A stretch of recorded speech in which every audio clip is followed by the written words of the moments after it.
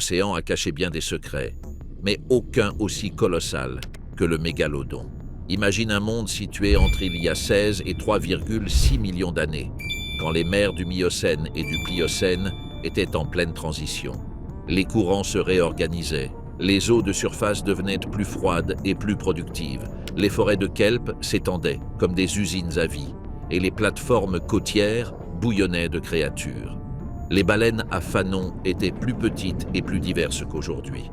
Des cachalots aux dentitions terrifiantes sillonnaient des routes migratoires, et dans ces ombres patrouillait le roi des profondeurs, le mégalodon, un requin colossal qui traversait les océans en suivant ses proies. C'était un monde jeune, dynamique et féroce, où une seule migration pouvait bouleverser l'équilibre d'un écosystème entier. Et pourtant, si le mégalodon semblait être le chasseur parfait, pourquoi a-t-il chuté? Le climat devint irrégulier, les proies changèrent de taille et de distribution, et un rival plus petit mais efficace se mit à lui disputer le trône. Il n'y eut pas de fracas final. La chute fut silencieuse, somme de concurrence, de faim et d'un océan qui ne jouait plus en sa faveur. Quand les géants ont faim, la catastrophe ne fait pas de bruit. Ils cessent simplement d'exister. Dans ce voyage, nous suivrons ses traces le long des côtes, à travers des routes migratoires et des cicatrices sur des os anciens. Nous verrons son origine et sa lignée, son anatomie et sa stratégie de chasse, ses proies et ses rivaux, son ascension vers la domination et les causes de sa disparition. Nous démonterons des mythes, comparerons des preuves et comprendrons comment la mort d'un requin a pu ouvrir la voie aux plus grandes baleines de tous les temps. Accompagne-moi à l'océan. Allons regarder dans les yeux un fantôme et écouter ce que ses dents crient encore depuis le fond de la mer.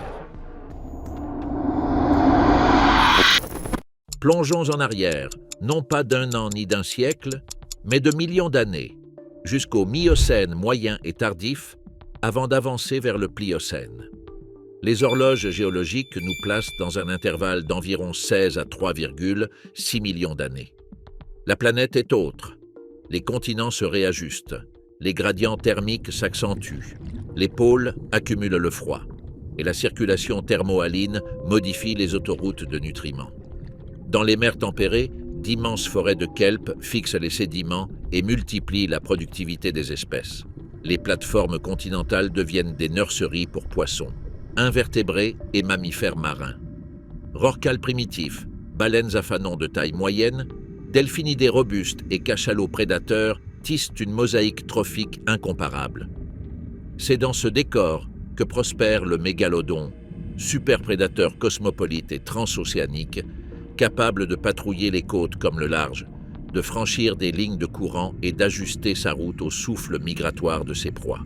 Pendant des décennies, on a répété que sa fin s'était produite vers 2,6 millions d'années, à la limite Pliocène-Pléistocène, coïncidence commode avec le déclenchement des glaciations les plus marquées. Pourtant, l'examen minutieux du registre fossile suggère une autre chronologie. De multiples bassins marins manquent de restes fiables au-delà de 3,6 millions d'années, ce qui avance son extinction en plein Pliocène. Cette différence n'a rien d'un détail technique. Si le mégalodon n'existait plus quand commencèrent les glaciations du Pléistocène, son déclin se rattache davantage à la restructuration des écosystèmes du Pliocène, changement de courant, de productivité et de composition des baleines filtrantes, qu'à un unique coup climatique.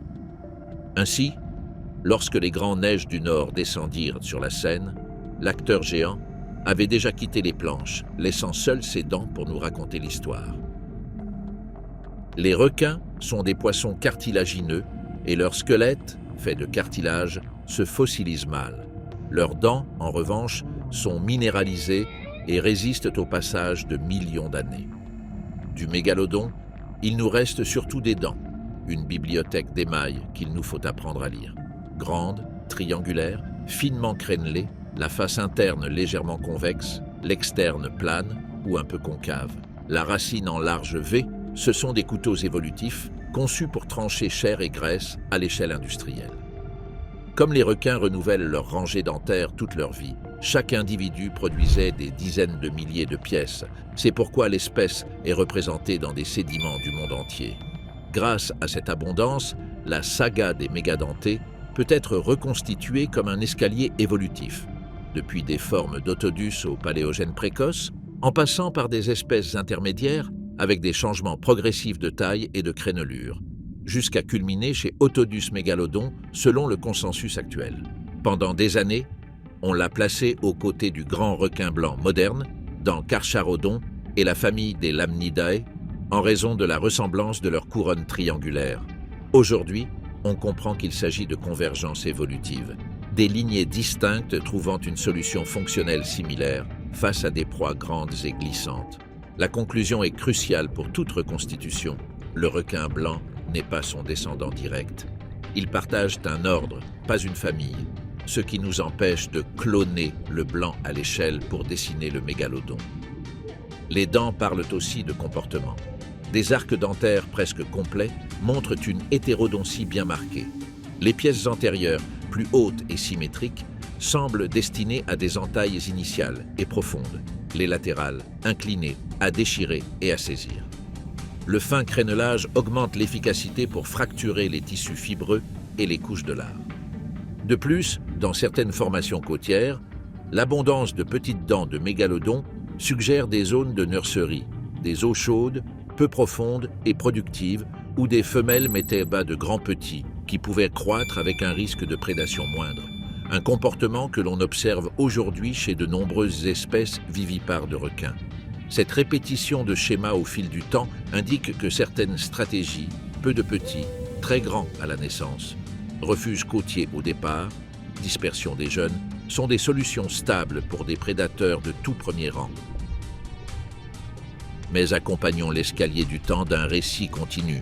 Au Paléocène et à l'Éocène, les océans abritent des lignées précoces d'Otodus aux grandes dents, dépourvues du fin crénelage qui deviendra ensuite emblématique.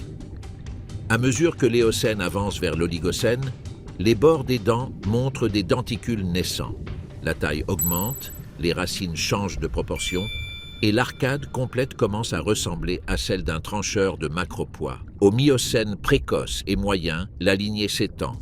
Sur des côtes tempérées apparaissent des dents toujours plus grandes et crénelées, témoignant d'une spécialisation croissante sur les mammifères marins. Le Miocène tardif et le Pliocène marquent l'apogée puis le déclin. Le mégalodon règne sur bien des mers, mais l'échiquier se déplace, les courants se réordonnent, les rivaux se multiplient et le menu change.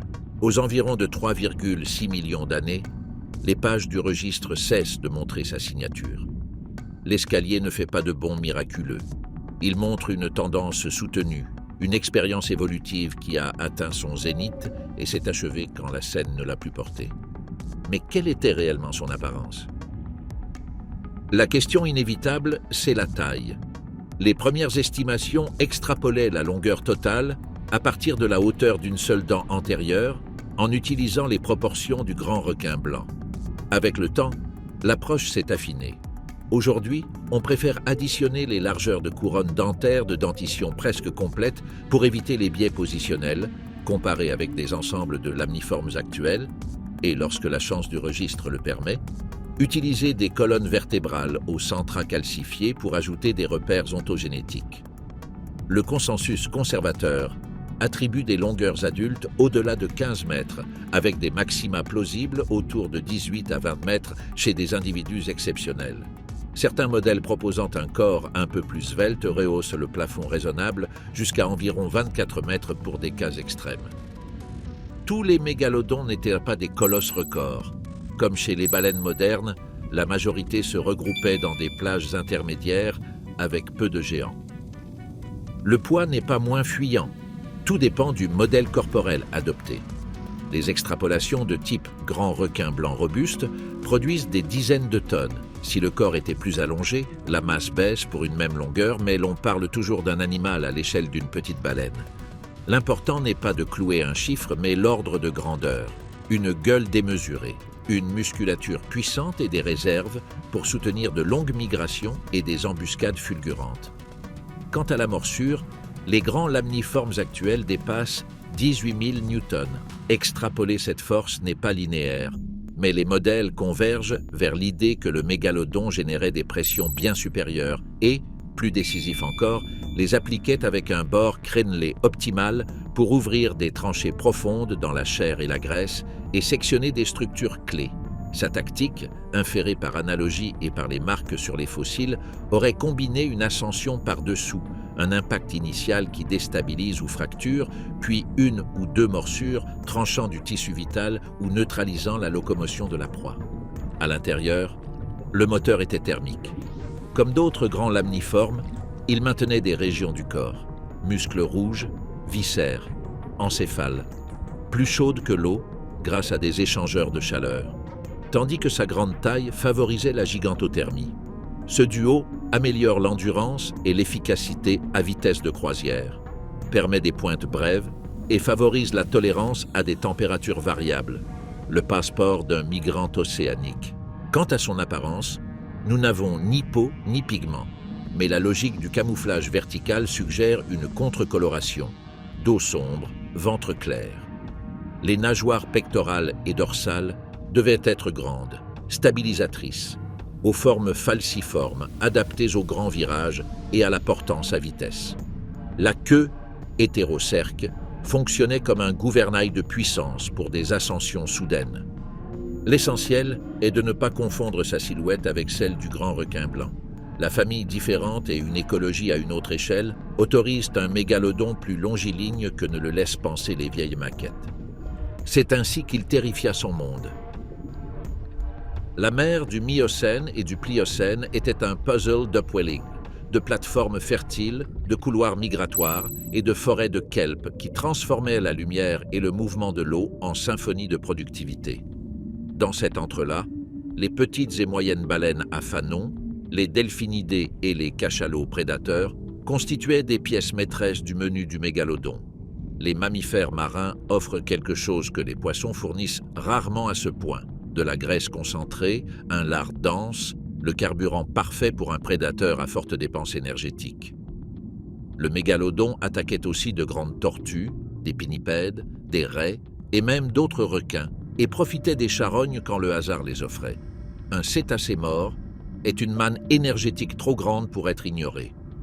De ces interactions, nous avons des preuves directes: des os de baleine aux entailles nettes et profondes, des marques de section compatibles avec de fines crénelures, des côtes et des omoplates aux sillons cicatrisés, signes d'attaque manquée sur des victimes ayant survécu assez longtemps pour que l'os se répare, et des vertèbres sans guérison qui suggèrent des embuscades fatales.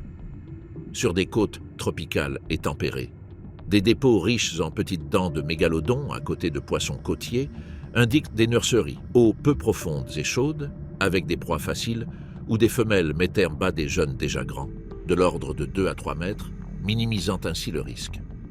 À l'échelle spatiale, l'espèce était cosmopolite. Ses dents apparaissent sur plusieurs continents, et la géographie des découvertes, combinée à des modèles isotopiques et à des tailles, dessine un animal habitué à franchir les mers, à se déplacer au gré des saisons et à chercher le pouls de nutriments et de proies des marges continentales. Il n'était pas seul. À son époque, il partageait les mers avec des cachalots macroraptors, apparentés à Léviathan, capables de chasser de grandes proies et avec des lamniformes de belle taille. À mesure que le Pliocène avance, la lignée du grand requin blanc gagne en présence dans les eaux tempérées, avec une stratégie souple qui inclut pinnipèdes et petits cétacés. La géochimie offre un indice de cette collision. Les isotopes du zinc dans les mailles dentaires indiquent des niveaux trophiques comparables en certains lieux, ce qui suggère un chevauchement alimentaire. Et lorsque 2 superprédateurs poursuivent des proies semblables dans les mêmes espaces, la tension écologique grimpe. Celui qui a besoin de moins d'énergie pour fonctionner possède un avantage silencieux mais décisif. Mais pourquoi le mégalodon a-t-il dominé pendant des millions d'années?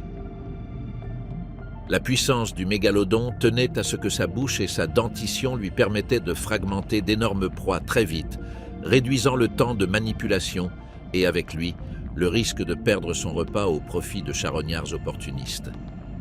Sa stratégie énergétique, focalisée sur des mammifères marins riches en graisse, faisait que chaque capture réussie remboursait largement le coût de déplacement et de thermorégulation. Sa mobilité transocéanique, portée par une physiologie d'endurance, lui permettait d'abandonner des zones pauvres et de parier sur des couloirs plus productifs. Sur une planète au courant changeant, cette plasticité spatiale est une police d'assurance. Son histoire de vie, peu de petits, très grands à la naissance. Croissance rapide au début, maturité tardive, maximise la survie individuelle dans des environnements relativement stables, et son schéma d'attaque, ascension par-dessous, impact, entaille, est efficace, reproductible et dévastateur.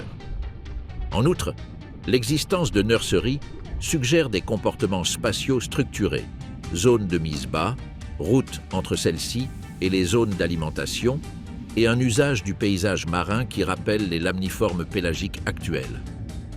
Tout cela compose la recette d'un super prédateur de grand rayon qui a su exploiter un océan rempli de cétacés de taille moyenne et abondant. Et peut-être, à ce point de la vidéo, te demandes-tu comment nous savons tout cela? Reconstituer un géant à partir de fossiles fragmentaires exige un arsenal d'outils.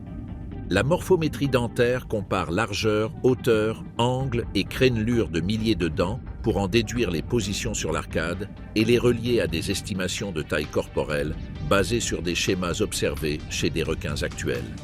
Les rares colonnes de centras vertébraux permettent d'estimer longueurs et âges grâce à la lecture de bandes de croissance et évoquent des individus longévifs, vivant des décennies, chose attendue au sommet trophique. Les isotopes stables livrent la chimie du comportement. L'oxygène aide à déduire température et habitat. Le carbone, les sources trophiques, le zinc, des niveaux trophiques relatifs, cruciaux pour comparer des prédateurs contemporains. Les marques de morsure sur les os sont des scènes de crimes pétrifiés. Largeur de sillon, profondeur, espacement des crénelures. Tout cela permet d'identifier les coupables et parfois de reconstituer la séquence d'attaque.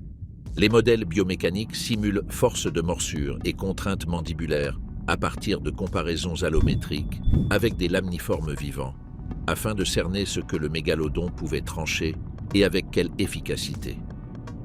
Enfin, la distribution géographique et stratigraphique des dents, où elles apparaissent et dans quelles couches, révèle l'ère de l'espèce et par leur absence systématique au-dessus de certains horizons, la chronologie de sa disparition. Quand toutes ces lignes convergent, le portrait cesse d'être une ébauche et devient figure. Comme tous les prédateurs anciens, le mégalodon s'est éteint. Les extinctions obéissent rarement à une seule cause spectaculaire. Presque toujours, ce sont des cocktails de pression qui, combinés, dépassent la capacité d'adaptation de l'espèce. Dans le cas du mégalodon, la trame commence par un changement de menu. Les baleines filtrantes du Miocène étaient plus petites et plus diverses. Au Pliocène, cette diversité se réorganise et diminue dans certains clades, modifiant la taille moyenne et la disponibilité des proies optimales. Parallèlement, la circulation océanique se réajuste. Les gradients thermiques et les schémas d'upwelling changent de lieu ou d'intensité, et des zones jadis cornes d'abondance peuvent devenir moins fiables.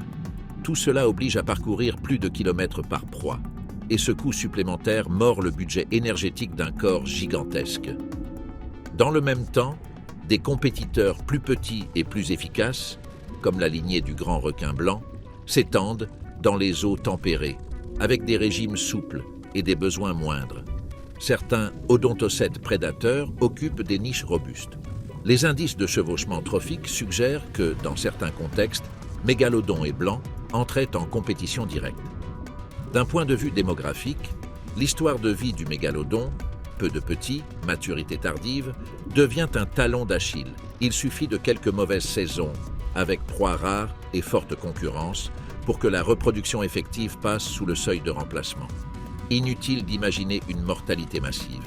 Il suffit que naissent moins de petits, qu'ils grandissent plus lentement ou qu'ils ne franchissent pas les goulets d'étranglement juvénile.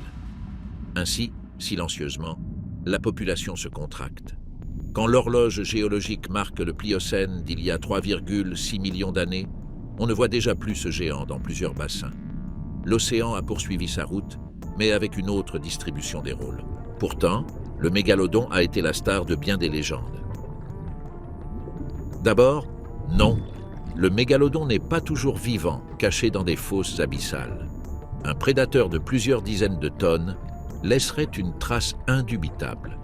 Observations fiables, cadavres, dents fraîches, signaux trophiques dans les chaînes alimentaires contemporaines. En outre, son écologie privilégiait les eaux épipélagiques et mésopélagiques proches des marges productives, pas des résidences permanentes dans l'obscurité abyssale. Il est tout aussi faux que le grand requin blanc moderne soit son fils direct. La ressemblance des dents est une convergence fonctionnelle, non une parenté proche, et le mégalodon appartient aux otodontidae, non aux lamnidae. Enfin, les mâchoires géantes d'exposition ne sont pas des moulages exacts d'individus réels. Beaucoup sont des compositions de dents issues de différents spécimens pour compléter des arcades idéales, utiles à l'exposition, mais qui réclament de la prudence interprétative. Déconstruire ces mythes n'enlève rien à sa grandeur. Au contraire, cela nous laisse une créature scientifique plus intéressante, nuancée, dont l'histoire se comprend d'autant mieux qu'on y ajoute des données. La disparition du mégalodon n'a pas libéré magiquement les baleines pour devenir des géantes. Plutôt, leurs trajectoires ont divergé sous de nouvelles règles marines. Au Pliocène et surtout au Pléistocène, la dynamique du plancton et la saisonnalité de la productivité ont favorisé des filtrateurs capables de parcourir des milliers de kilomètres pour exploiter de brèves explosions de krill. Avec des corps énormes, des bouches colossales et des langues plissées, les balaenoptéridés ont optimisé leur machinerie pour ingérer des millions de proies minuscules en quelques minutes. Dans ce monde, le sommet trophique est occupé par de gigantesques filtrateurs, non par des chasseurs de macropoids. Le rôle du mégalodon comme grand charognard et tailleur de cétacés moyens se répartit entre orques, grands requins blancs et d'autres carnivores. Les mégacarognes restent des îles de nutriments, mais leur origine et leur destin changent. La leçon est claire, les océans refabriquent leurs champions au gré des règles d'énergie et de flux. Imagine la côte du Pacifique oriental, là où se trouvent aujourd'hui le Pérou ou le Chili, avec des sédiments marins riches en restes de cétacés et des dents de mégalodons éparpillées comme les indices d'une chasse ancienne.